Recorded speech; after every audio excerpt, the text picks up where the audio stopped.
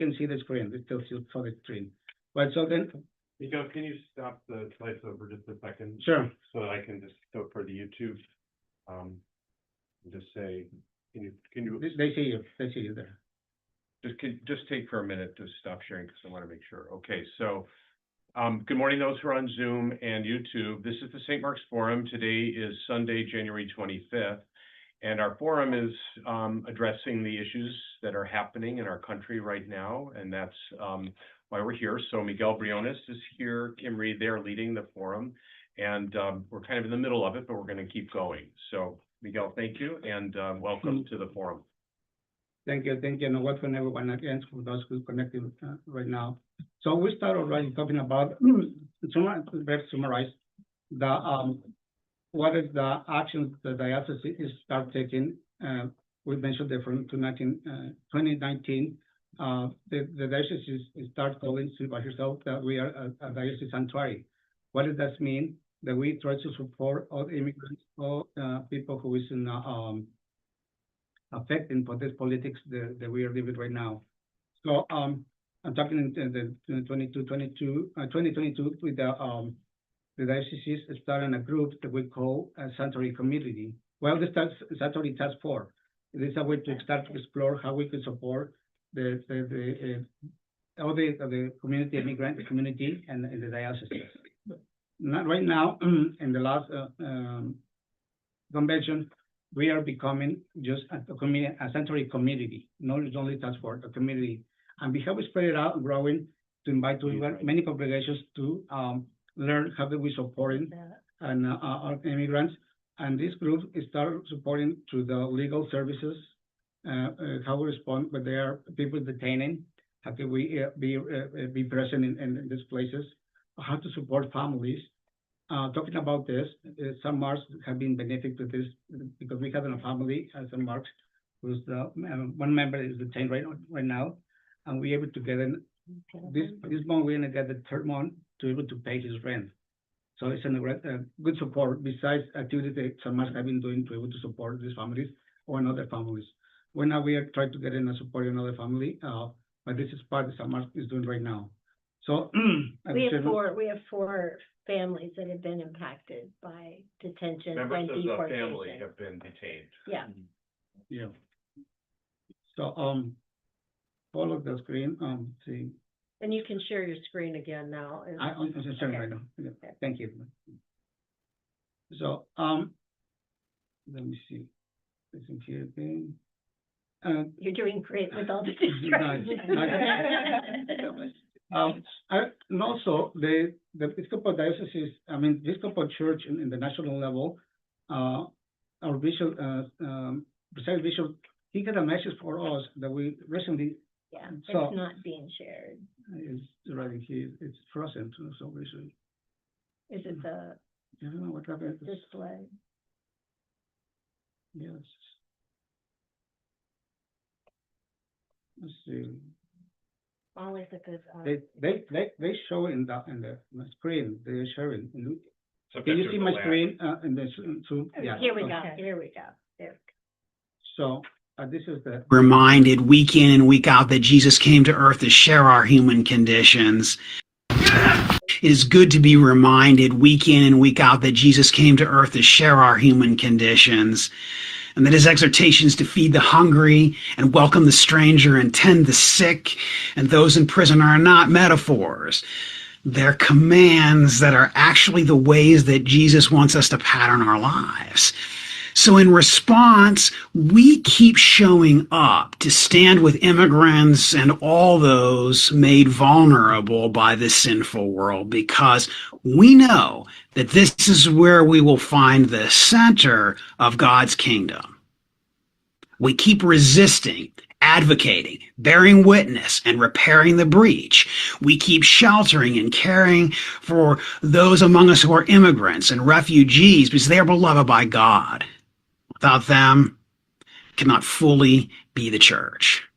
It is good to be reminded week in and week out that Jesus came to earth to share our human conditions, and that his exhortation. It is good to be reminded week in and week out that Jesus came to earth to share our human conditions, and that his exhortations to feed the hungry and welcome the stranger and tend the sick and those in prison are not metaphors.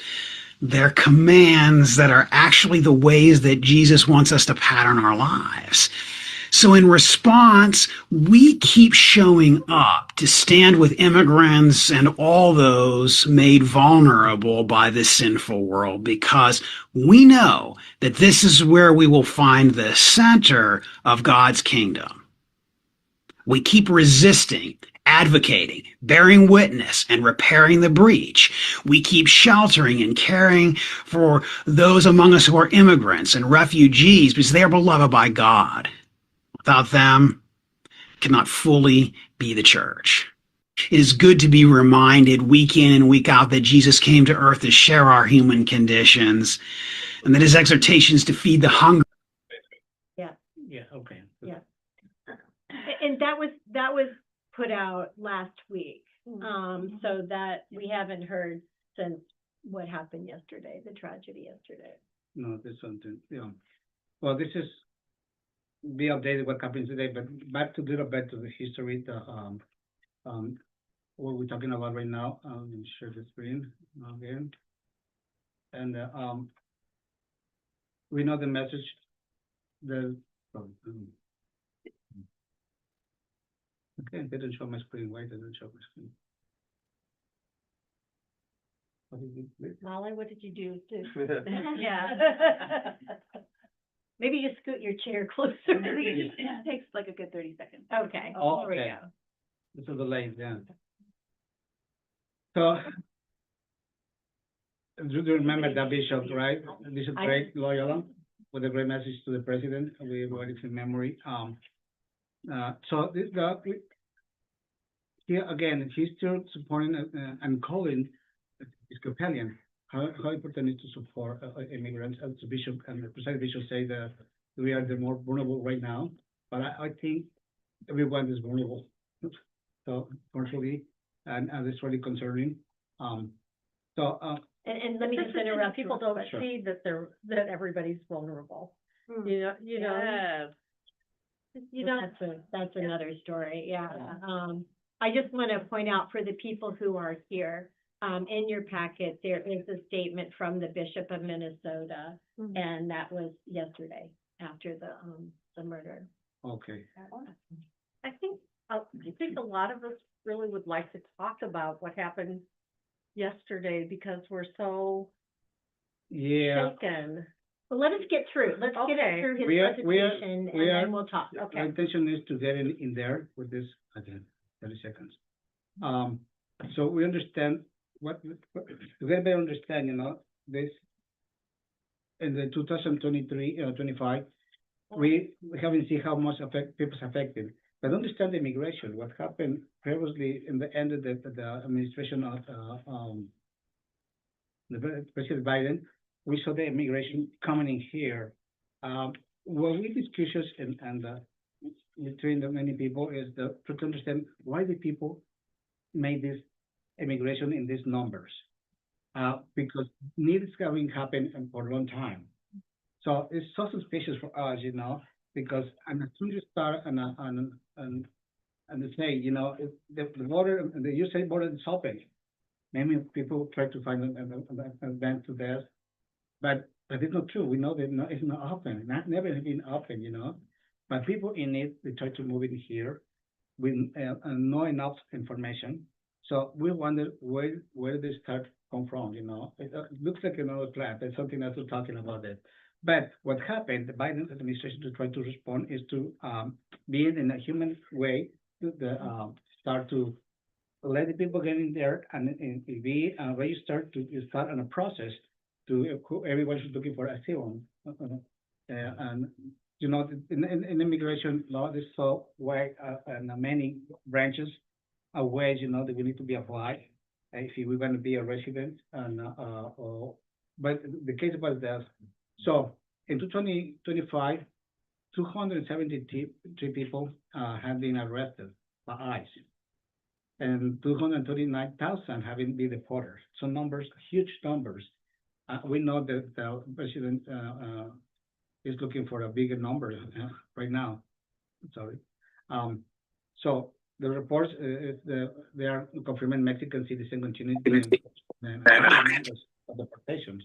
We know they're deporting, because if you look like an immigrant or you are in the color people, you are targeted. They're never asking what is your status. So it's so dangerous. So, and also they try to detain many people from Venezuela because we know the big numbers coming from Venezuela because they were trying to escape what happened in this country. So, but again, when this happened, affecting many people who they are here already. We know the Nicaragua, Honduras, people, Central American peoples or countries, they are looking for before then, but this administration found the opportunity, to say everyone, and they closed the TPS program. Again, they're affecting thousands of people, and also too. We still see many things. So many immigrants reside the country legally by following the Supreme Court's decision in May. The Trump administration revoked the parole for more than 500,000 immigrants from Venezuela, Cuba, and Haiti. So recently, the measure also failed the immigrants from Honduras and Nicaragua. Is what's exactly what we're talking right now. In addition, analysis that nearly 60% of those arrested have no criminal records. This is what is supposed to be. This ministry was looking for to try to arrest a mass criminal, but this is not true. It's not. He's trying to take as many ones he can. So more than adult men who account for 90% of deportations, right? So Miguel, I just want to ask a question though. So criminal record is one thing. And there are different kinds of crimes, right? So there's some very minor criminal offenses. Like, people get arrested for driving, for a variety of reasons. And that is a criminal record, right? So, but there are then other crimes that are much more serious.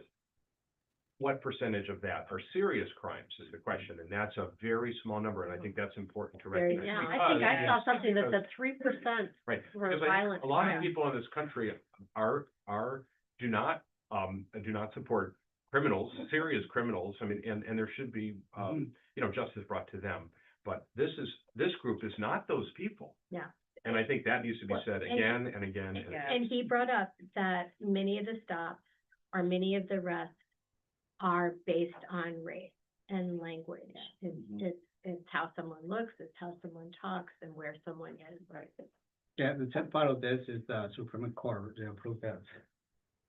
They walked that back. Kavanaugh walked that back, but let's move on because it's so easy to get I distracted. know, but I felt like that was an important step. Oh, absolutely. It is, Absolutely. because when we're talking about criminal offenses, it's so wide and the traffic ticket is not, Yeah. but DUI is probably, but we need to understand that legal is a big, but we're taking advantage of the terminology. How do we use it? This is the struggle that we are concerning. Right. So, as mentioned before, San Mark is a multicultural congregation and facing many challenges, especially members of the 1 p.m. Members. In face of anti-immigrant policies of the current administration, and with the sick and detained and separated the poor people do not have a legal status in this country.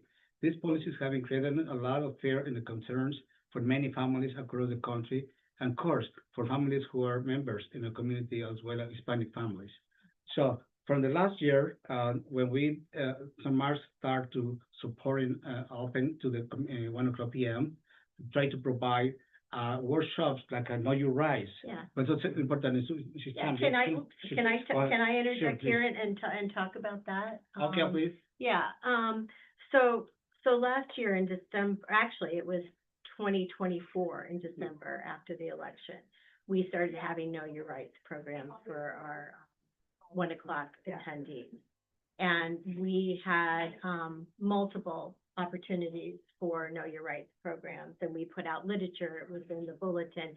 And for those of us who often are at the earlier English speaking services, we saw that. If you were looking for it, you could see it. But it was definitely being talked about at the 1 o'clock because this is the group that was being targeted. And we started doing legal clinics where we had volunteer lawyers and volunteers come in, notaries, people from outside the church, but who wanted to support us to help families who were concern fill out guardianship forms and power of attorney and medical power of attorney forms and this and translators too, in fact, because I think we have one of our translators who's on Zoom today. And even this was scary. This is really scary to think about sitting down and talking about what is it going to look like for your child, your U.S. citizen children, if you and your spouse get deported. You know, who do you trust to leave them with? And it was very, very emotional. And we've done a number of those and continue to do those. And we also have a group who is helping, you know, look around the church during the 1 o'clock service to make sure that parishioners at the 1 o'clock service feel safe. And many of these have been trained with Know Your Rights and rapid response, you know, training. And St. Mark's and the Episcopal Church, the Episcopal Diocese of Chicago, are members of the Illinois Coalition of Refugee and Immigrant Refugee Rights, and they provide trainings weekly for Know Your Rights in both English and Spanish and rapid response on Zoom.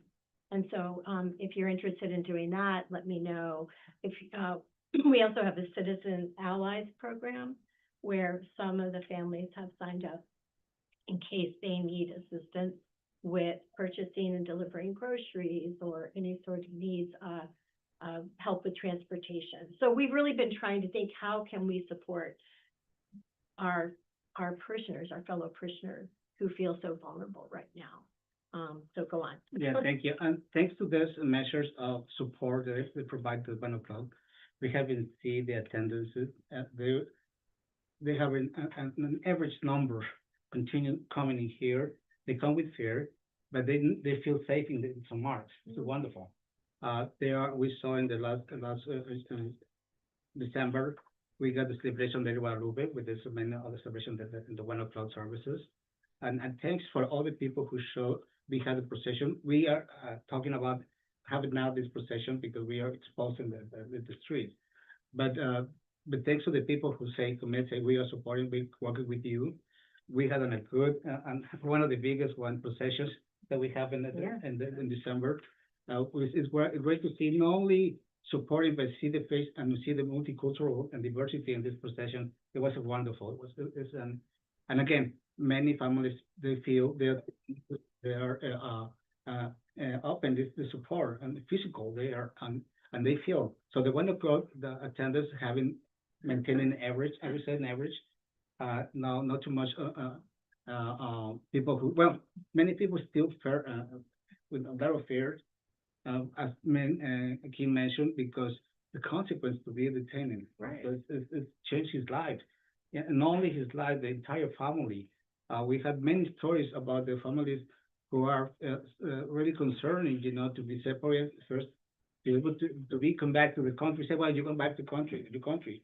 Well, what does that mean? Many families mean to start all over because we, as immigrants, we are disconnected from our country, because we are trying to connect them in here. So we are in a limbo, and when something like this happens, so this is scary for many families who, when they decide to come in here, they have to leave everything in there. And what does that mean? To come back, you come back and you find that you are. We say this in Spanish. We are not de aquí ni de allá. We are not from here and not from there. And also this point. So all this feeling and a big fear, and concerning for many families. Many kids who's born in here, they don't know Mexico, or they don't know his country. So when they come in there, they are foreign, no. So the story is very, very concerning. Yes. Yeah, and if I could just briefly talk about like 3 families that I think about on a daily basis. One, we have a young man who was too young to be a DACA recipient, which DACA is at risk right now too, the deferred action for Dreamers. And he grew up, he came here when I think was like 6 or 7. He, very bright kid, did really well in school, got a full ride to college, had a hard time getting a job after college because he didn't have status. But he did fine. He worked, he made a living, he got married. He is self-deporting. because he has lived in fear so long and it has affected his mental health. And he just feels like he will be better off if he leaves. And he's in the process of working that out right now. And it's scary because it's dangerous. It's dangerous to also try to leave the country when you don't have a U.S. passport and you could be picked up. One of the things I appreciated about Sarah Dady, who came to speak to about immigration rights, she's Yeah, an immigration Mhm. attorney. she asked us not to use the I word know. self-deport, because that's a term that the administration uses, but you're not deporting yourself, you are choosing to leave Push. this country. You're like you're being forced out. Right, but the language is, Well, and I've heard that too Yeah. about even using the term immigration enforcement, that, you know, we need to think it, how we can say that differently. But another family, this woman, her husband was, I believe, in the process of applying, for some sort of status. And they live in, I think, Glendale Heights. They have 2 little kids, toddlers, you know, one has, congenital, I'm looking at the clock and I'm being nervous, congenital, problem. And so she can't walk, she's 2. And so the mom has not worked, or she worked part-time. So now she's stuck. Her husband is in detention in Texas, and she's stuck trying to figure out how she's gonna pay the rent. Thanks to Miguel and the Episcopal Church and the Sanctuary Commission, you know, they are helping, and it's been, 3-4 months of helping with rent.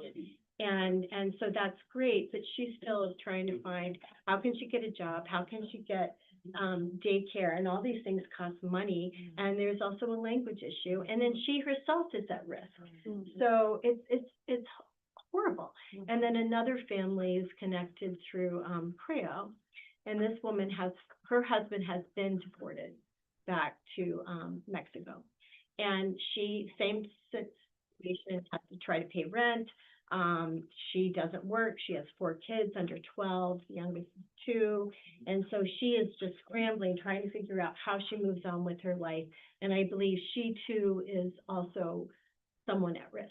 And so, imagine that scenario when you have status, but add that component, and it's really scary. But I'm really grateful for the Episcopal Church and the Diocese of Chicago and St. Mark's for trying to do what we can. If you want to help, you can also donate to George's discretionary account. You can go on Realm and do that.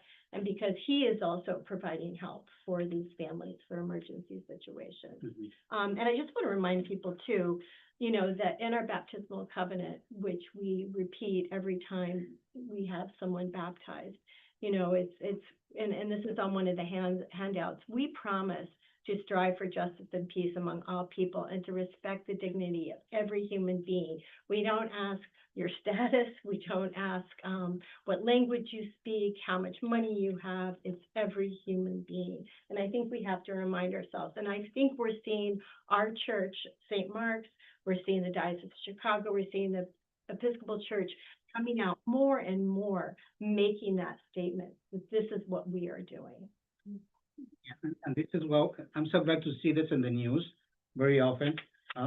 People write that, you know, respect the dignity of the human being. This is a reminder this about this covenant. Yeah. But, and also, when I ever a little bit the story about the member who is a tenant in Texas, I would say we talked to him last Monday, because I know they are struggling so difficult time, because their ICE intention is to people provoke, you know, the auto deportation, the department itself, and people feel so frustrated and spurred and concerned with his family, because they are support of his family. So, and also it's hard to trust one lawyer at this point, because not everyone they are is doing the right things, you know, unfortunately. They is charging this family, I think, because when it goes to the process, like $12,000, and they're not sure if he's been able to figure it out or not. You know? So all these people who were detained with all this pressure in his mind and his life, it's so hard. So it's a good, for me, it's important for all the employees to be a pastoral support with them and the families. This is why we're working so close with the families they're living the experience. And again, today, you're gonna find in the annual report, write down more the details of what San Mark's doing, directly with the rector, because he's very close with the working with us. And, yeah, and we try to coordinate whatever we do, to have the communication, because this is what San Mark's means, that we are really concerned and to know what we can do and how we can do it. And this is my try to for, there's more information coming out, like yesterday, everyone is talking about this, and George mentioned right now, is this is the consequence. Yeah, and let's talk about that, but I do want to point out in the packets, and I'll share whoever wants to email me the same information. The Episcopal Church has the Office of Government Relations, and they are asking people to contact their congressional representatives, and senators, asking them to not fund ICE. The House already took a vote.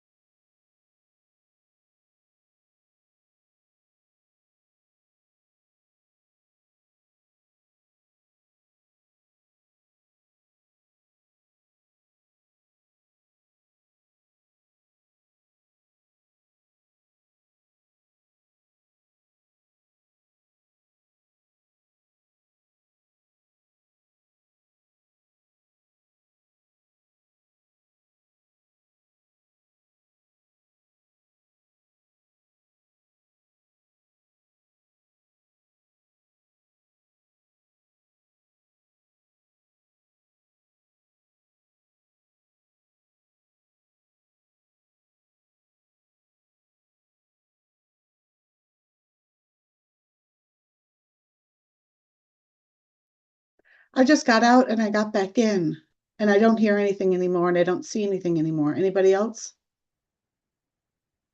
You gotta unmute. I don't hear anything either. Yeah, and I don't see anything either, right? Yes, you're right. Hey, Kika. Hi, Karen. I miss you. I know I miss you too. You don't want to see what I look like right now, though. Now it's back to the St. Mark host. Okay, I think we're back.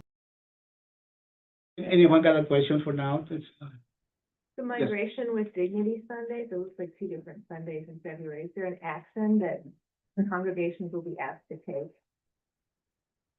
Yeah, well, first of all, every congregation to understand what happened and how the community of faith we gave support. And this is why I encourage to continue or pray that helping us to understand and touch our heart, that there's something concerning to everyone. It's not only for the immigrants community. I think they are just passing, and everyone can be reached with what happened right now, really concerning. So this is what the purpose of the Bishop Paula to consider in this we didn't know this is going to happen yesterday in Minnesota, but it is very appropriate to say, yeah, it's the time to an opportunity to be working together as a one community of faith and working through the love of Jesus Christ. This is very important. So how can we change it? We need to find more, but I think it's clear that we need to put in actions, especially for these people who's able to vote, and a voice in the country, putting in actions, definitely. It's Yep. really important. Yep, primary March 17th.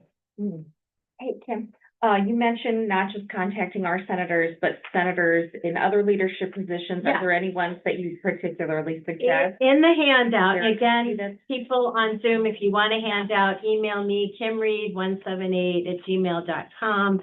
Oh, The ones okay. I put here are, senators, and I was focusing on the Senate because they are gonna vote on the budget, and so the ICE funding coming up. So Senators John Thune, John Barrasso, Tom Cotton, Shelley Moore, Tim Scott, and Chuck Grassley.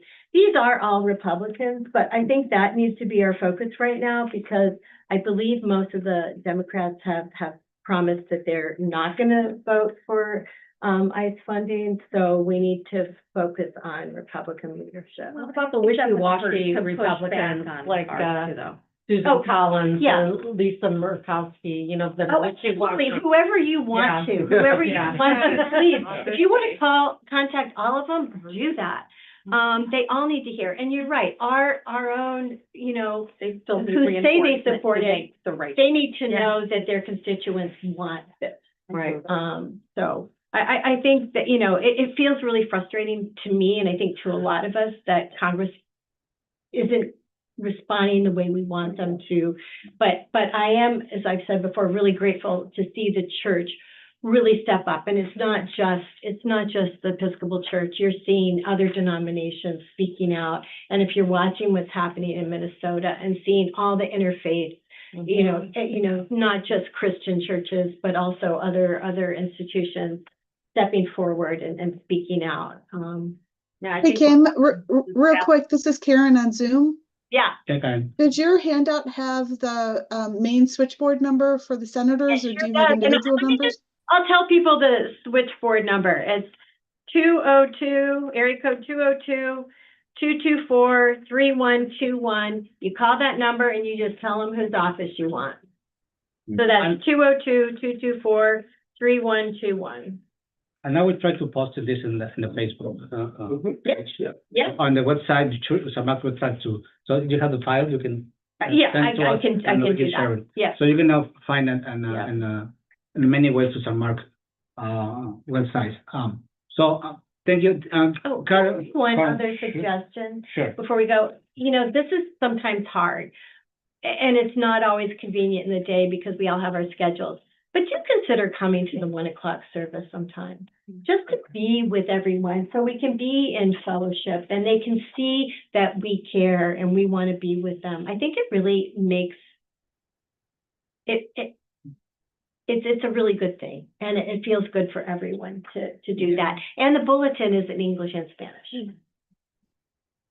Right. And I know with some more Latinos and also coming in the 10:00 services. Yeah. And this is a good opportunity to working together.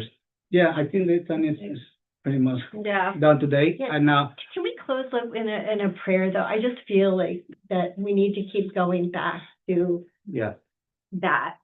the church here, no? No, Okay, but I can do the we're looking prayer. at you. Yeah. Yeah. Sam? All right. Yeah, this is Right? good. Do that Oh, you again. want to do this again? Yes, Okay. yes. Mhm. Are we Sorry. all gonna do it? Are we all gonna read it, or are you? You're not gonna read it, but people from Zoom, they can, we're gonna make you reach this prayer eventually. Sorry, I didn't know to today, but we need to prepare. But let's go start together. The Lord be with you. And also with you. Let us pray. God, the God of life, who judge and justice, hears the cry of your prayers, and calls your people to bear witness to your life-giving righteousness. We pray for all who have died because of our present immigration system. We pray for the victims of immigration and customs enforcement, violence on the streets of American cities. We pray too for those who have died trying to find a path to a better life for their loved ones.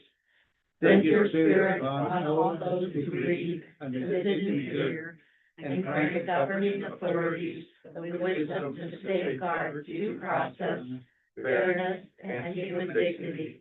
Grant it, Lord, for the sake of Jesus Christ, your only Son. Amen. Well, once again, thank you everyone for and we want to try to provide more information eventually probably we're gonna try to schedule another meeting because again, every day is something new coming and we need to be preparing and to get it. And next Best week, possible information. next week, we will have Suzanne Lux, who's one of our own members here at St. Mark's, who started an organization, 6,000 Moms, that's been very, influential and Impactful, yeah. amazing, working with, families. And I mean, I'm in awe of Yeah. all that that organization does and all that Suzanne does as part of that organization. And then the week after that, we'll also be talking about, Alice and Kim will be talking about ways we can be involved in our community and their experiences We're getting in cut off. community. Yeah. Okay. Boogeyman's here. Bye, Okay, Sue. bye. People. Bye, guys. Okay, thank you. Thank you for Do that. we need to leave, close it here? Yeah. Yeah, George stole those mouse from me. And I want to mention, I also So got, thank you, everyone. if you guys want to see any of the Know Your Rights stuff that, ICER puts out, it's right over here. There's some handouts. And some of them are, everyone should know their rights. These rights are for everybody, not just for immigrants. So, You're right. feel free